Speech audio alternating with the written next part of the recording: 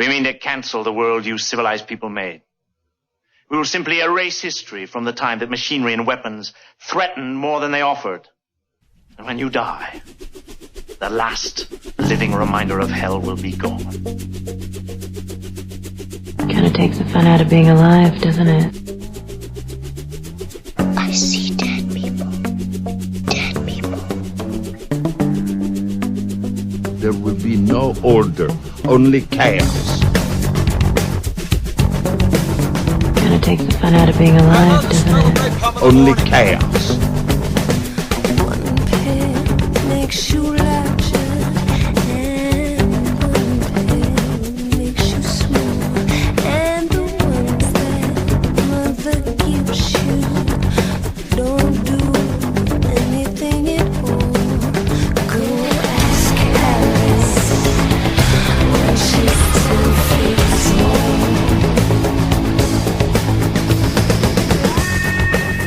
And deeper down that rabbit hole we're falling, my beloved true seekers. So deep and so low that our false self, the Aeon in Greek, is having trouble catching up. Slowly but surely we lose it and the rest of the chimeras of the angelic mafia and the society that truly hates us because it makes us like everyone else. That is the true hell, or as Master Eckhart said, the only thing that burns in hell is a part of us that won't let go of life, our memories, and our attachments. You see, none of it was real. It was illusion. Your art, your science, it was all a nightmare. Now it's done. Finished. Deeper down that rabbit hole we go, until the darkness of our passions are replaced by a small light, virginal and as refreshing as the soft wind that strikes our teary cheeks. And we are reminded of an authentic life we once had, dancing above the cosmos, in movement and in rest with the luminaries of goodness, truly heavenly gods and not trapped in the bodies that are our tombs, the somasema in Greek that Plato wrote about. Deep into that rabbit hole we go, the fuel in our furnace, the reflection of the distant light, and we call it Gnosis. Welcome to Coffee, Cigarettes, and Gnosis, my beloved true seekers. On this May 13th, 2007. This is your life, don't play hard to get. We are the Gnostics, the veterans of 1,000 psychic wars who have set the controls to the heart of the sun, while we sail the seas of fate through the gnashing rocks of orthodoxy. How do you like having your life fucked with? I am Abraxas, the god above God, and your psychopomp down that rabbit hole, at least for those of us who have taken the red pill. You take the blue pill. The story ends. You wake up in your bed and believe whatever you want to. You take the red pill. You stay in Wonderland. And I show you how deep the rabbit hole goes. And speaking of red pills today, in the virtual Alexandria, we take another stage in our journey by understanding several newer Gnostic Gospels. These aren't written in paper, as our spiritual ancestors had to do almost 2,000 years ago. The world has changed and Gnostics change superficially with the times and its signs, although the core remains the same.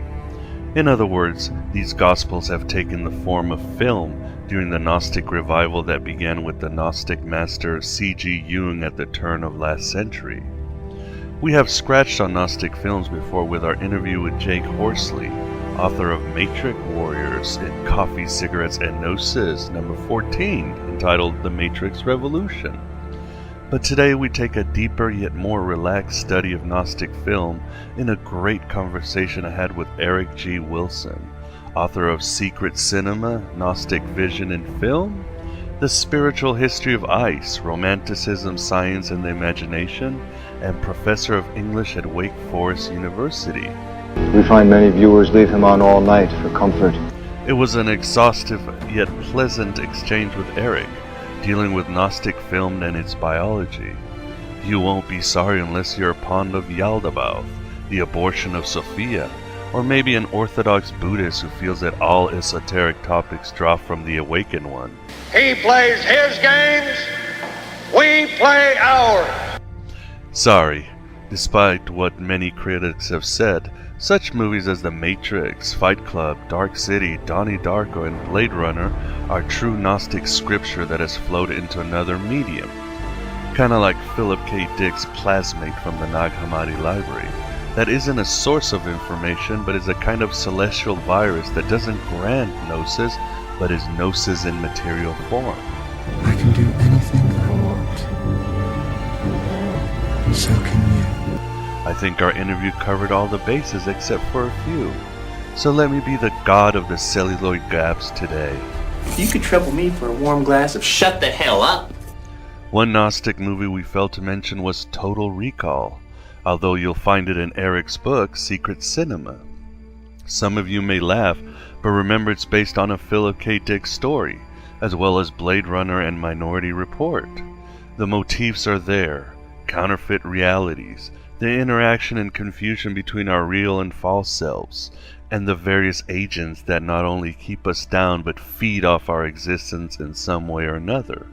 And there are more themes which we will explore in the interview. It is ours, we made it. What are you talking about?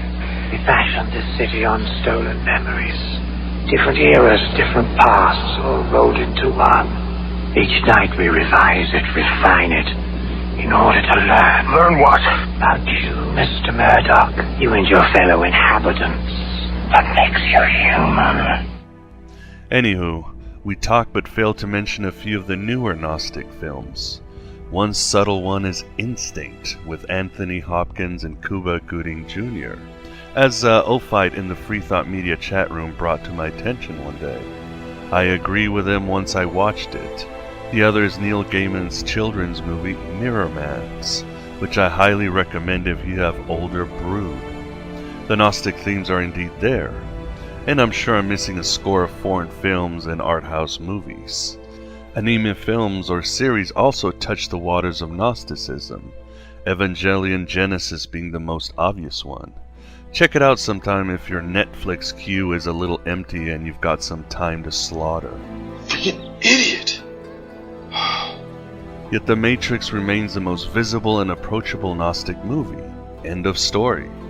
As for its sequels, that's still a hot debate between Gnostics and our kindred.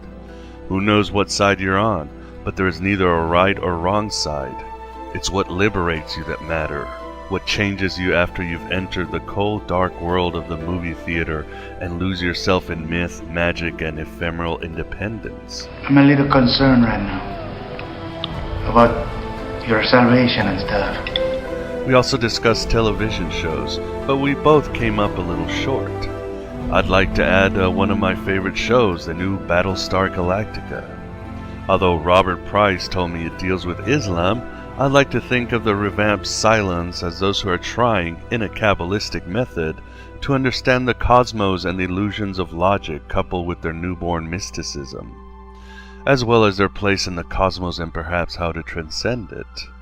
We'll have to wait until 2008 for the series to take us where angels fear to get their toes wet upon the waters of the Pleroma. You cannot play God, then wash your hands of the things that you've created. Sooner or later, the day comes when you can't hide from the things that you've done anymore. I've been told that the HBO series Carnivale has Gnosticism sewn into it, as well as the show Lost, neither which I've seen. Yes, don't laugh at Lost until you've allowed me to read an interesting blog by Father Jordan Stratford, a past guest of Coffee, Cigarettes, and Gnosis. Here it is. Having fallen literally from the heavens, our protagonists find themselves strangers to one another in a limiting, hostile, and often brutal world.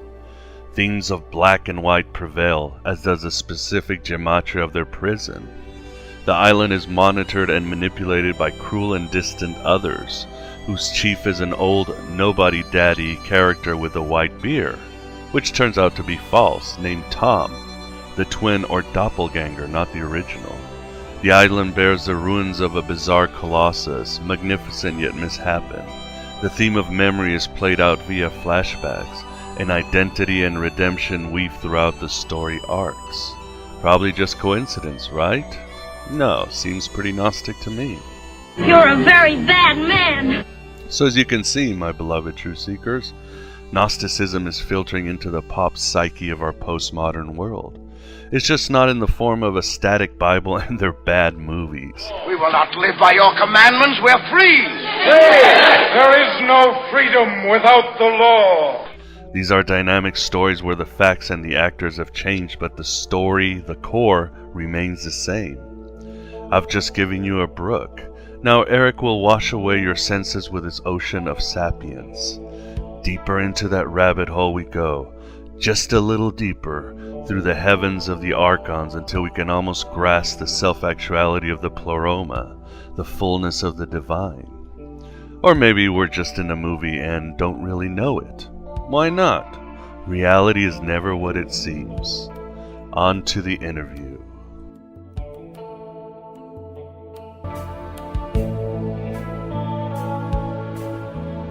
Eric, what I like about your book is that you divide Gnostic films into 3 categories, which makes it a lot easier for the reader to get their minds around it. Could you give us a description of each of the 3 and perhaps examples?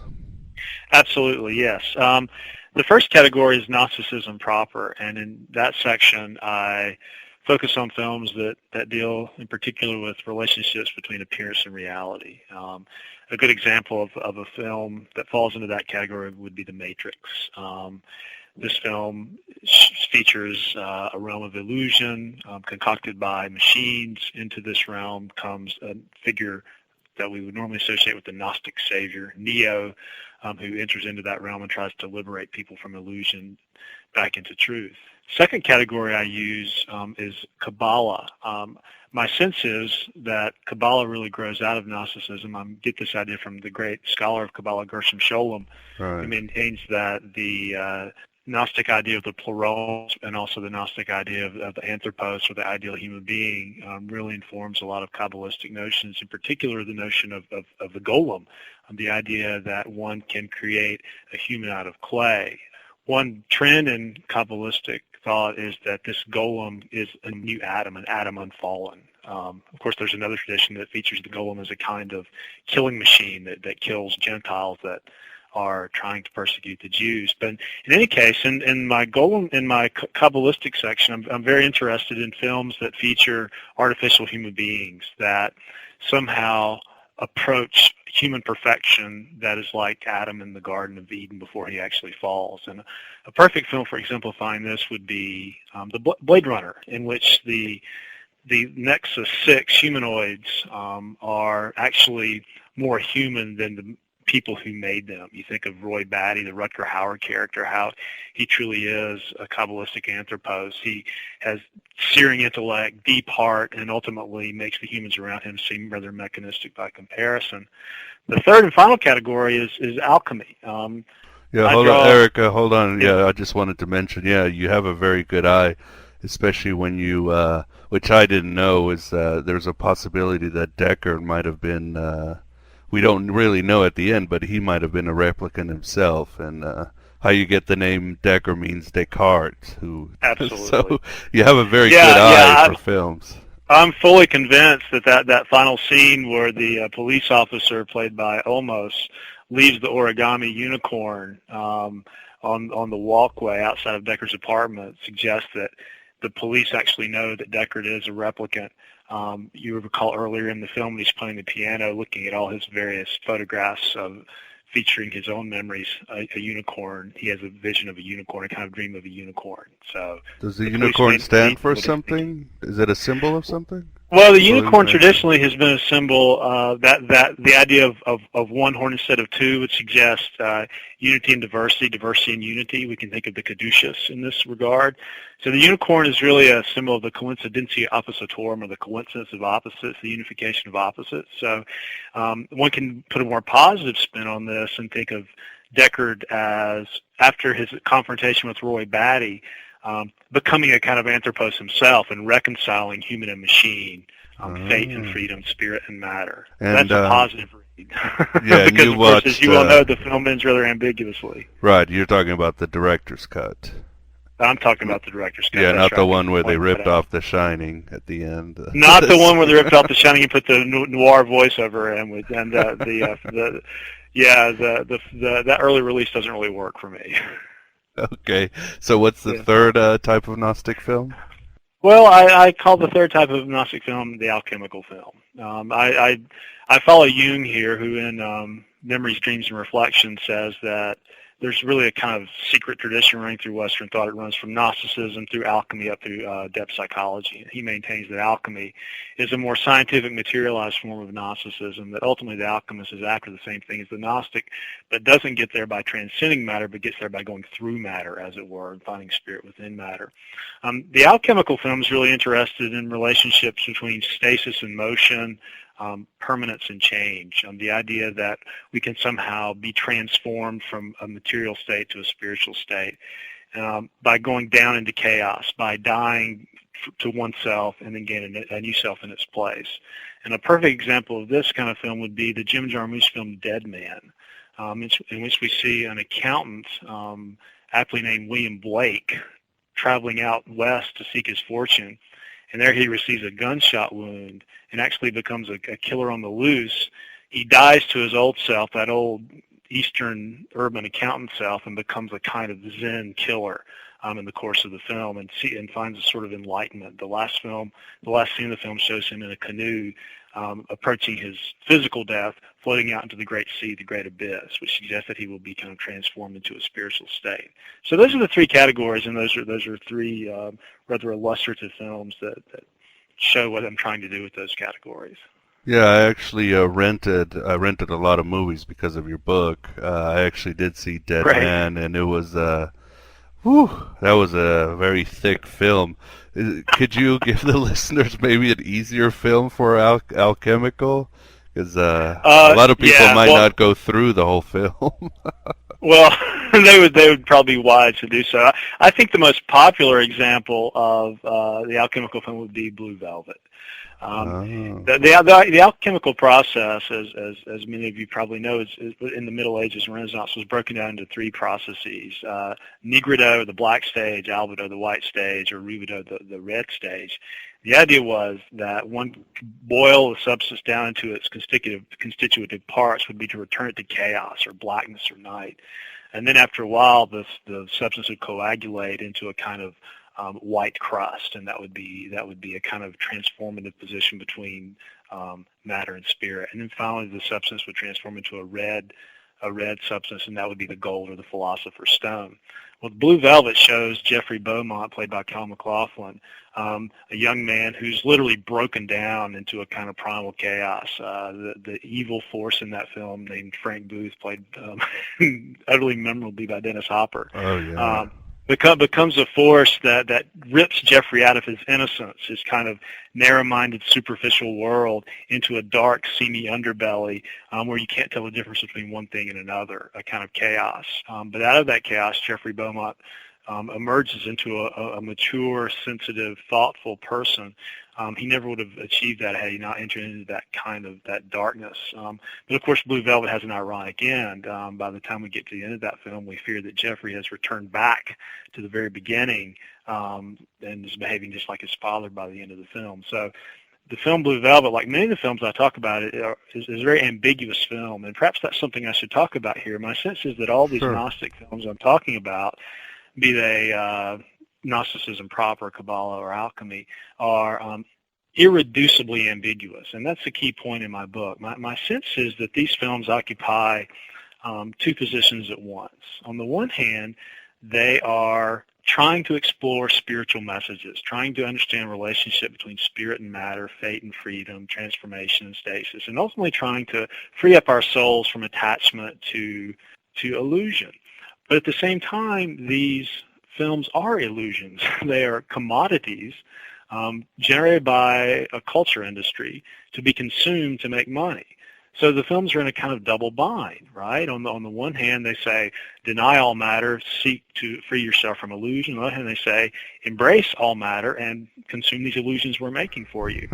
And my argument is that the films I study feature directors who are self-conscious about this paradoxical quality of the films, and actually try to present films that are ambiguous enough to the point where viewers have to meditate very imaginatively to get to the bottom of these films. It's almost as if these films try to elicit Gnostic meditation in being so ambiguous. Yeah, you talk about how two-dimensional Neo becomes towards as the film progresses in The Matrix. Yeah, it's interesting. Here, Neo, the Gnostic Savior, is played by, first of all, Keanu Reeves, who just as a public figure is a rather wooden human being, if one can even call him a human being. He's rather mechanistic. Yeah. And of course, his character has all the action hero cliches. He wears a cool leather jacket. He has the slick shades on. He's ultra violent. He has this kind of zen cool, and he has this kind of balletic violence. So he's really a kind of amalgamation of all sorts of cliches, Hollywood cliches, but yet he's the Gnostic Savior. So you kind of have to sort through that tension if you're gonna think about the Matrix. There are other such sites of duplicity in the Matrix as well. The messenger from the world of truth down to the world of illusion is named Morpheus, who is supposed to wake Neo up, but of course Morpheus is the god of dreams, right? Of course, the world of truth is this rather drab, boring, cold, hard world, and the world of illusion is this beautiful, sumptuous, seductive world. So there are all sorts of ways that the Wachowski brothers are just kind of endlessly zigging us and zagging us, throwing us back and forth and asking us to try to fit these various discrepancies together. Yeah, and I think an argument could be made. Neo is a two-dimensional character, but also you could easily say that Jesus himself is an amalgamation of a lot of rising and dying godmen. So in a sense, you're absolutely right on that, right? Jesus as a kind of Orpheus or a Dionysius. So yeah, I guess whenever we deal with religious thinking, we're dealing with a kind of syncretism there. Lots of layers of motifs show up for sure. And what would you say are the earliest we recognize Gnostic films? What are the oldest Gnostic films, Well, the earliest Gnostic film for me is Fritz Lang's Metropolis. This film, I think, from 1916. I'm never too good on dates. Features a world that is run by this kind of evil demiurge, an utterly mechanistic world in which all the workers work underground and amidst these really huge fiery pistons, and they sweat and they suffer. And above ground are all these fat rich folk who live off the labor of those below. And the son of the kind of tyrannical demiurge actually goes down underground and discovers the plight of those below and works to liberate them with the help of his young lover.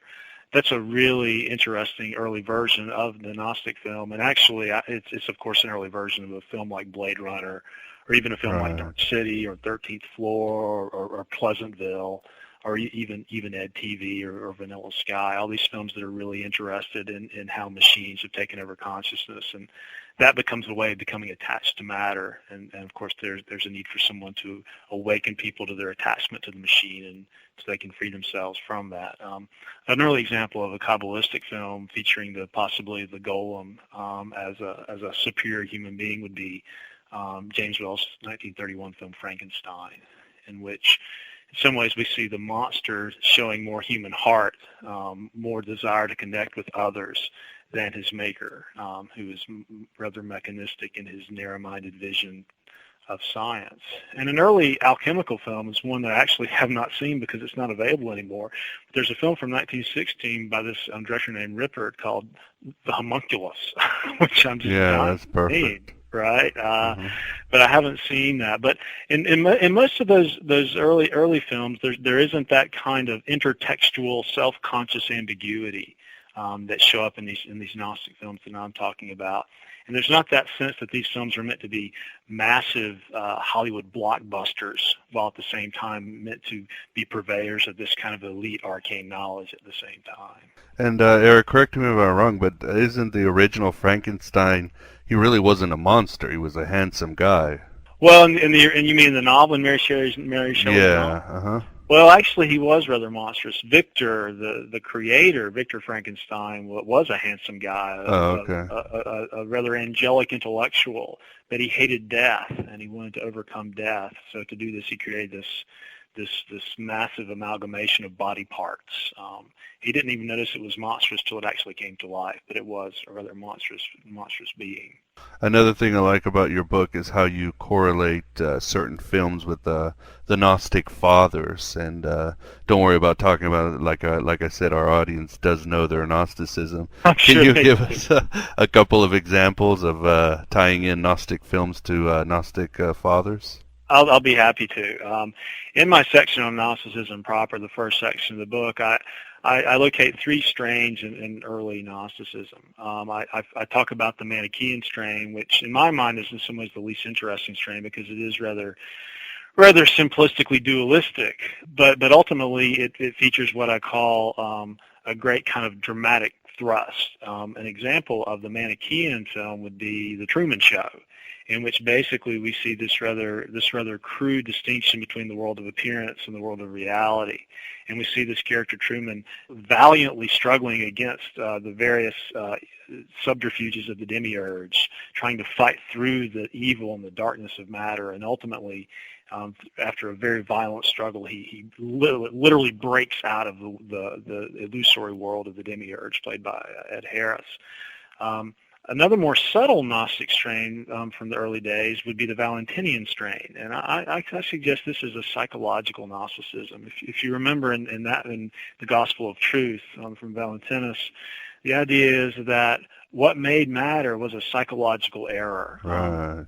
The first Eternals who grew out of the father of the original monad, what did they try to do? They immediately tried to figure out who the monad was. They tried to interpret this monad and try to give it a name. Well, as every Gnostic knows, the primal monad is nameless. It is beyond concept. It is beyond representation. So when the first eons or the first Eternals or the first creations tried to name the primal father, error was produced, and error ultimately became this massive shadow, and out of error came our world. So the idea is we're really only a vision away from achieving gnosis. We're not trapped in anything that is palpable and substantial. We're trapped in our own psychological illusions. And a film that really explores this in fascinating ways is Dark City by Alex Proyas, where you see these Eternals who are dying. They're sick, so they're trying to figure out a way to gain vitality. So they start studying humans. They can shape the way humans think. They can give humans new identities every single day. And in doing so, they're trying to figure out how human souls work. Well, there's one counter push, a guy named John Murdoch, played by Rufus Sewell, who has this ability to tune. He can actually create reality just like the Eternals can.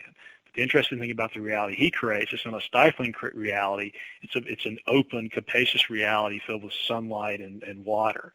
So there's the idea that we create the world we live in, and if we can break out of stifling, oppressive illusions handed down to us by, say, the Christian church or the political system, then we can create a more capacious, bright reality of our own and achieve a kind of gnosis that way. And finally, a third Gnostic strain I look at is the one of Basilides, who, of course, is probably has the most horrific cosmology of any early Gnostic. I think he suggests that there's something like 365 worlds separating us from the pleroma, right? So we're so vastly separated from redemption that the only proper way of really dealing with our plight here is it's not to speak or think at all. To speak in our world is to partake of the illusions of this world. To think in our world is to partake of the illusions of this world. So try to be thoughtless and silent. And I think that Cronenberg's film Existence features a kind of nihilism at its heart. It's a film that ultimately never lets us know what reality is, what truth is. We can never tell the difference between truth and illusion. So at the end of that film, we're left with really nothing at all to go on. The film kind of shuts down thought and kind of shuts down interpretation and leaves us in that state of thoughtlessness and silence, or so I argue anyway. Perhaps giving the film more power than it has, but it was fun work sorting through that. Right, and God, Cronenberg loves gore, doesn't he? Oh, well, God, he even in a sci-fi movie. Oh, remember the bioports in that film? The people have like little holes in right above the light in their lower backs, and pods are plugged. It's really quite disgusting. Someone with a Gnostic sensibility is totally kind of seduced by, as you say, the gore and blood of the flesh. It's very interesting. Let's say somebody comes up to you and says, I don't have time to read, and I'm a visual person, and could you give me the 3 most complete Gnostic movies so I understand Gnosticism? What would you recommend, Eric? Well, I think for Gnosticism proper, I would absolutely recommend The Matrix. The Matrix film, or the trilogy? Matrix. How are you? I would Some say people stand on either side, I stand on the Matrix one side pretty firmly, and my feeling is that the vision of the first film really became attenuated throughout the second film and the third film. I think that first film is really a self-contained masterpiece that really explores in subtle ways the various intricacies of the Gnostic vision. I show this one to my students all the time. I teach William Blake a lot in my classes here at Wake Forest, and Blake, of course, is a great Gnostic poet. I'll show them the Matrix before we even read Blake, and they can understand Blake almost perfectly after having seen the Matrix. It's a Gnostic primer. I would maintain.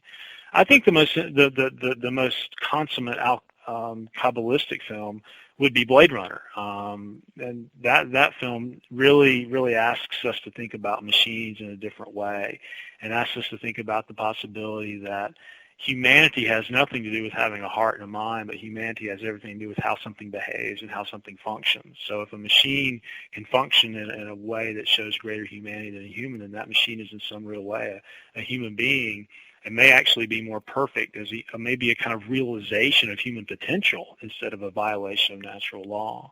I would also like to throw in the Kabbalistic category AI, that Steven Spielberg film that grew out of the Stanley Kubrick script. That's another really interesting film that's very similar to Blade Runner in thinking about the possibility that a machine can be more human than an actual human being. RoboCop is another great example of a Kabbalistic film.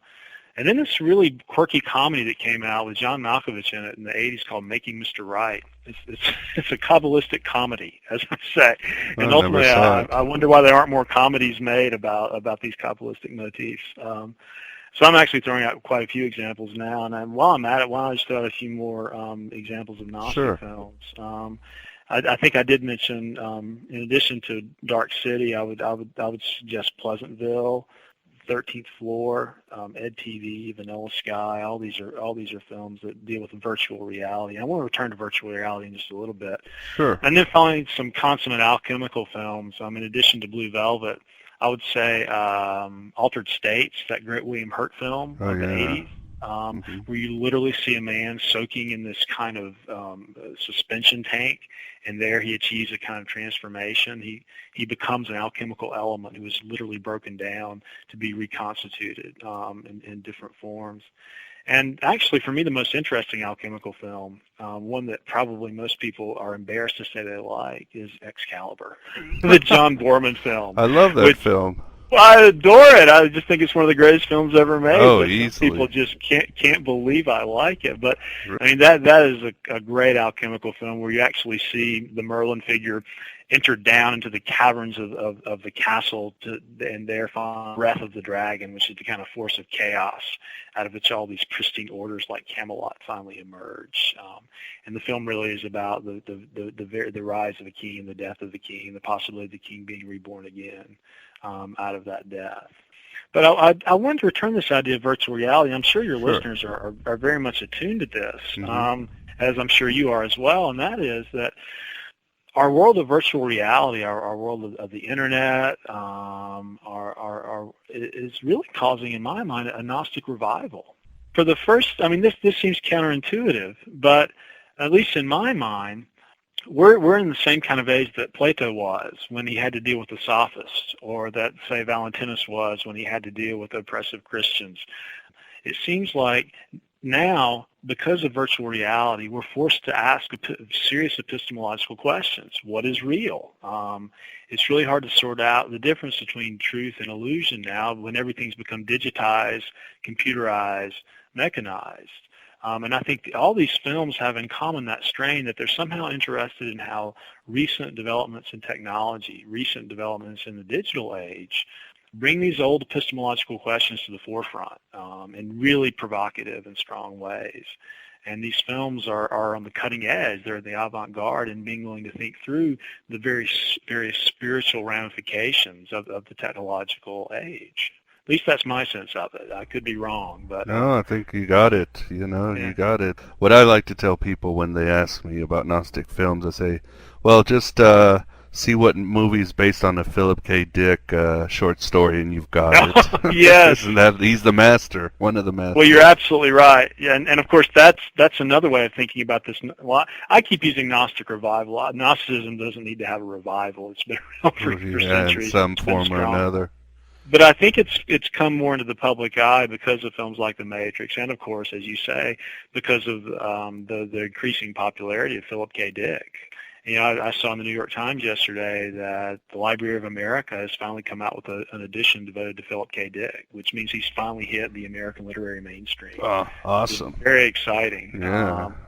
And of course his great theological trilogy, Valis, it's wonderful. And the Transmigration of Timothy Archer that's all the Gnosticism you could need right there. I initially wanted to write a book on Philip K. Dick, but I didn't have the guts, frankly. Really? I wrote this book instead. Well, I finally wanted to write a book on film. I've done a lot of literary criticism, and I think part of me wanted to get away from writing literary criticism for a while and concentrate on film. But there was a part of me that was a little wary of going into Dick's world, because I think there are people who spent their whole lives dealing with Dick in very serious ways, and I didn't tell them anything new they didn't already know. Yeah.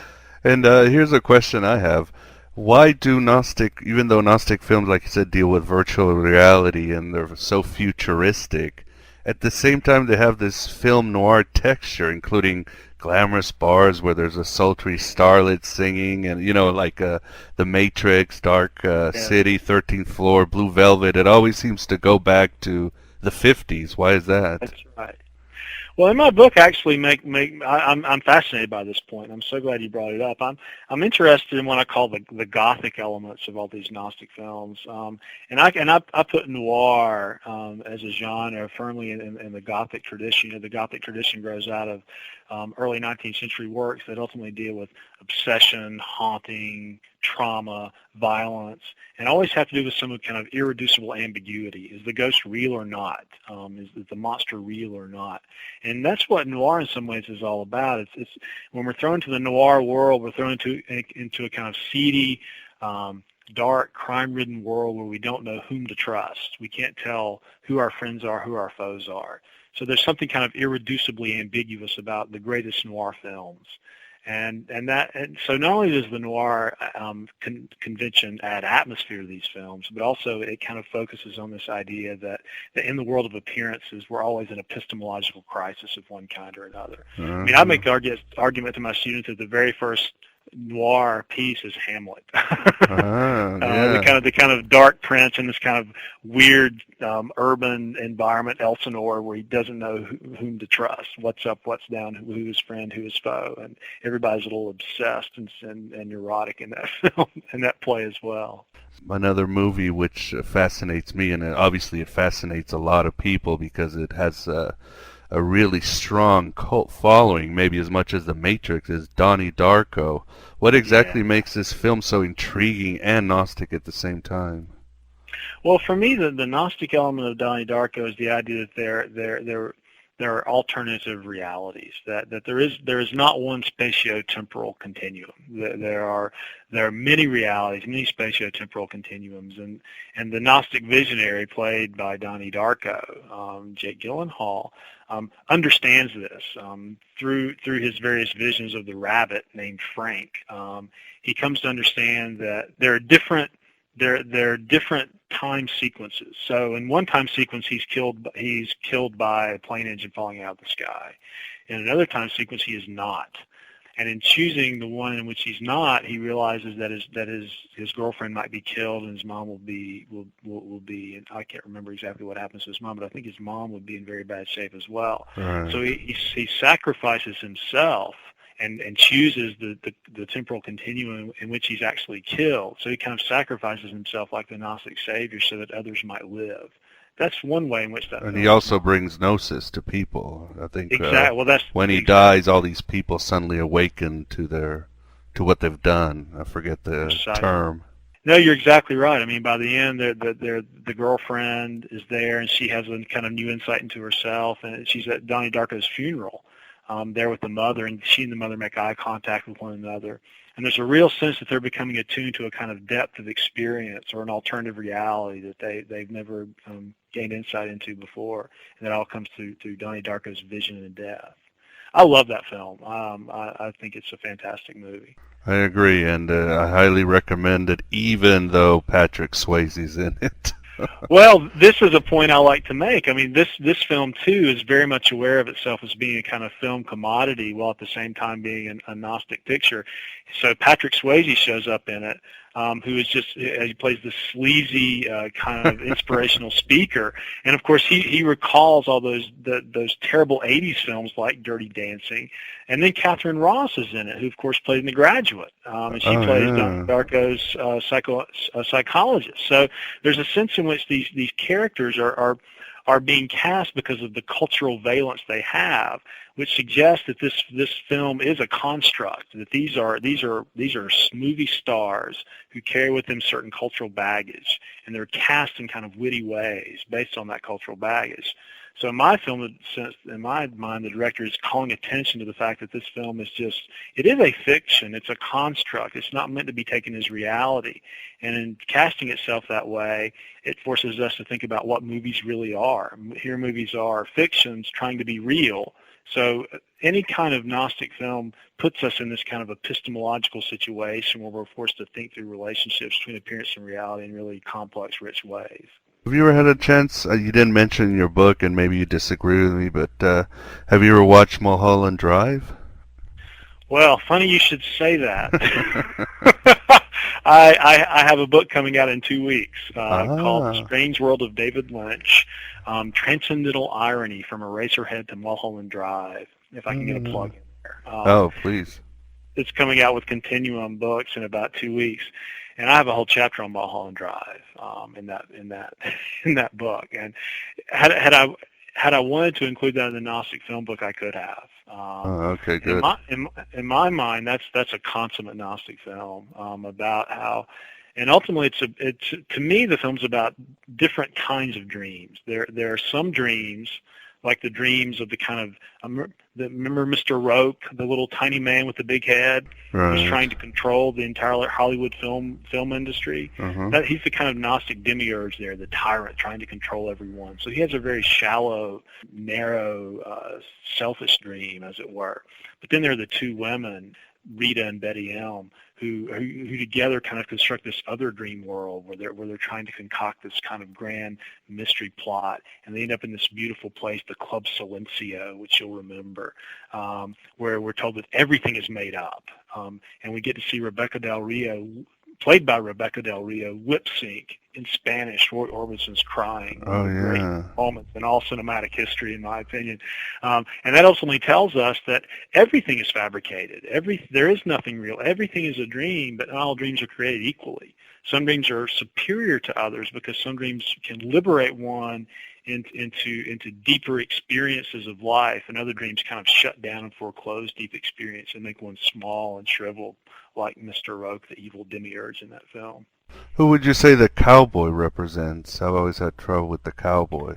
I guess because I always assume Sophia is the one who imparts knowledge or power. I'm kind of stuck on the female divine. Yeah, that is a weird. That's one of Lynch's weirdest creation. I mean, you're right to point out that he's in some ways he's the only figure that seems to move among dreams. I mean, he shows up in two different dreams and actually wakes the Naomi Watts character up from her long sleep. So there is a suggestion that if there is a realm outside of this realm of dream is occupied by the cowboy, and I'm not sure what kind of message he's actually trying to send. I mean, I make an argument about this in the book. I suggest that the cowboy, in some ways, is a proxy for David Lynch, the director himself, who's kind of manipulating all these various dreams, and perhaps he's outside a dream, and perhaps he's if Mr. Roke is the evil demiurge, David Lynch himself is the Gnostic father. Yeah, that makes a lot of sense. And one could say that. Yeah, exactly. Yeah. Sometimes we have to, like Donnie Darko, you have to watch it over and again to find new insights, you know? Each time you watch it, you learn something new. Well, they're like labyrinths, aren't they? I mean, you really can watch those films 10, 15 times. I mean, I have another book called The Melancholy Android, in which I write about various android myths in film. And I open up by saying that this book really grew out of me being unable to stop watching Blade Runner. I probably watched that damn film 50 times. Oh, yeah, here too, or Excalibur. Oh, Excalibur's the same way. I remember when I first had my child, I have a 5-year-old child, and I was staying up with her when she was a baby, and I just kept watching Excalibur over and over again as I rocked her to sleep. It was very surreal, but very powerful nonetheless. Yeah, and since your book has come out, have you encountered any new Gnostic-themed movies recently? Let me think about that a second. I think because of my 5-year-old daughter, I haven't seen any movies since the book came out. You're limited, yeah. Can you think of any? You mentioned Fight Club in our email exchange. I mean, what do you think about that as a Gnostic film? I would say it's a very Gnostic film, and others have pointed out because you've got the main character who's stuck in the Hylic world, and then he files liberation in the psychic world of, support groups, and then suddenly you've got Marla, who's Mary, who's Sophia, and then he's thrust into the nomadic world by meeting his higher twin, which is Brad Pitt. And then at the end you've got the Hierogamos, the sacred wedding between the two characters, and the building, the real world collapses once they're in the wedding chamber. So, and there's a lot of other things, just the whole message is very Gnostic, or like you said, very Buddhist, which is one of the cousins of Gnosticism. Yeah, of course. Yeah, I was thinking of the scene where the characters, of course, have to stand outside the dojo, as it were, or the meditation center for days on end in order to gain entry. That's straight out of Zen Buddhism, and just the idea that in fighting one escapes self-consciousness. And becomes absolutely one with one's action, achieves a kind of Zen calm in the midst of the fighting there. But your reading of it is just beautiful. I totally get that Gnostic. Thank you. You've worked it out very well. Like you, it's a matter of having a young child and watching it over and over again. That's when I got the DVD and rocked my little girl to sleep. So. Well, it's good to expose our young ones to these Gnostic visions very early, right? Yeah, especially when their souls are most pliable. Yeah, and plus we have a sleep deprivation, so we're pliable too. That's right. That's when we gain our best insights, though, when we're sleep deprived and insomniac. And moving into maybe the alternative media, what would you say are some of the TV-based Gnostic shows? Anything come to mind? TV-based Gnostic shows. I mean, we could easily say Twin Peaks, but that's, again, we're leaning on David Lynch. Yeah, Twin Peaks would immediately came to mind. I'm not such a TV guy, but I can think of some particular episodes of Northern Exposure. Really? Exploring Gnostic themes, yeah. The relationship between dream and reality, appearance and reality, the idea that the feminine power is ultimately what redeems us and saves us. I'm being very impressionistic here. But that television show, of course, grew out of Twin Peaks in a lot of way with its sensibility, its playfulness, its creativity, its imagination. But I guess I'm going to draw a bit of a blank here, not being much of a TV guy. I mean, I watch Deadwood religiously. But aside from that, right. Do you have any TV shows in mind yourself? Well, the one that I haven't watched, but I've been told by many Gnostics, is Stargate. I hear it directly draws into Gnosticism, obviously, but I just never watched it because I kind of came late to it, and I decided, well, when they start from the beginning, I'll start watching it. Yeah, you can get it on the DVD. Well, I saw the film version with Kurt Russell and James Spader, and I can definitely see how that has some Gnostic themes written into it. It's kind of a sub-theme of what we've been talking about, of course, is science fiction. You mentioned the noir elements in many of these films, but I mean, science fiction is, and I'm not saying anything new to anybody here, but that is the great Gnostic genre, it seems to me, because it can deal perennially in visionary worlds. The idea that reality is constructed by some kind of machine or some kind of human, and that the only way to get out of that is through the kind of power of the mind or imagination or vision. I mean, that's really kind of one of the constant themes of science fiction. I don't read comic books, but many people have told me that there are a lot of comic books out there and graphic novels out there of a science fiction sort that are thoroughly Gnostic. Oh yeah, I know. If I wanted to give you advice, I'd say Neil Gaiman's Sandman, Alan Moore, any of his works, because he's an out of the closet Gnostic. He's a pagan Gnostic, and then the Invisibles, which is based on Manichaeanism, pretty much. In the field of graphic novels, there's definitely Gnostic themes. So that's another good medium for it. It's really interesting that Gnosticism has really kind of moved into pop culture very, very fully now, and that's another thing I think about in my book. Back in the early days of Gnosticism was this kind of specialized elite knowledge that very few could gain, and really throughout Western intellectual history, many have seen Gnosticism and its outgrowths, Kabbalah, Hermeticism, alchemy, as being elitist, because they have this specialized secret knowledge that only a few can gain. But it seems like the American form of Gnosticism is thoroughly democratic, and kind of lives in the pop culture, in the pop cultural underground, and is available in very accessible forms to everybody now.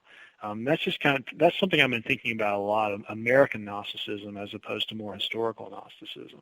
Well, it's probably two things. They can't throw us on the stake, and the empire has finally died, as Philip K. Dick said. So, yes, Rome has fallen. Right? Finally, we're back in apostolic times. Thank God. But there is a kind of tradition one can trace running from Emerson through Whitman up into the 20th century. That is a kind of the idea that one gains democratic vision through Gnostic practice. That to me, that's kind of an interesting idea to think about. I might write a book on that at some point. The American Gnosis. We'll see how that goes. Yeah, wonderful. Well, I think about that's the time and the questions we have today. Thank you very much for appearing on the show, and I certainly would like to have you back. Maybe we can talk about your David Lynch book. And I'll be happy to come back anytime, and thanks for the invitation. This has been a lot of fun. My pleasure. Have a good day now. Dear Roberta Sparrow, I've reached the end of your book, and there's so many things that I need to ask you. Sometimes I'm afraid of what you might tell me.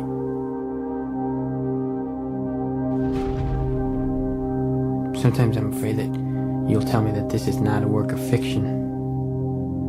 I can only hope that the answers will come to me in my sleep. I hope that when the world comes to an end, I can breathe a sigh of relief, because there will be so much to look forward to. And there you have it, my beloved truth seekers. Eric G. Wilson in a great discussion about Gnostic film from his great book, Secret Cinema, Gnostic Vision and Film. Check it out, please. I think there is little room for not mistaking a Gnostic gospel in the medium of film now. Especially if you please take the time to watch some of those films yourself. You'll probably learn as much as reading the Nag Hammadi library or the works of the heresiologists. For more information on Eric, or if you might want to take what are surely some amazing literature classes, please visit his website at http:/users.wfu.edu/wilson/. Or hell, just Google Eric G. Wilson and Wake Forest for a quicker link. As for what I have to say, I'll take a swipe at secularists and rehash the end of Dark City, where the hero, John Murdoch, informs the last standing Archon that what makes a human is not what's in the brain, but something else that cannot be grasped and cannot be understood in the mundane reality. Like Joseph Campbell asks semi-rhetorically, is the mind the vehicle of consciousness, or is consciousness the vehicle of the mind? I believe we know the answer, the right answer, unless you're a hard atheist who believes everyone should believe as you do. Boring. In any case, my name is Miguel Connor in my mortal incarnation, broadcasting from the virtual Alexandria through the always unstable free thought media. We wait until Hypatia of Alexandria can make it home this time and escape the Christian mob. We wait the marriage of Simon Magus and Helen of Troy, which is the uniting of the polar opposites within us. We wait, but we live in the now. We are the Gnostics, and we have no home to call our own home within time and space. I am Abraxas. The road is ended, the song is over. Thought I'd have something more to say. But don't cultivate any troubles, my beloved true seekers, because like heaven above you, the spy that loved you, I'm keeping all of your secrets safe with me tonight. Hello and goodbye as always.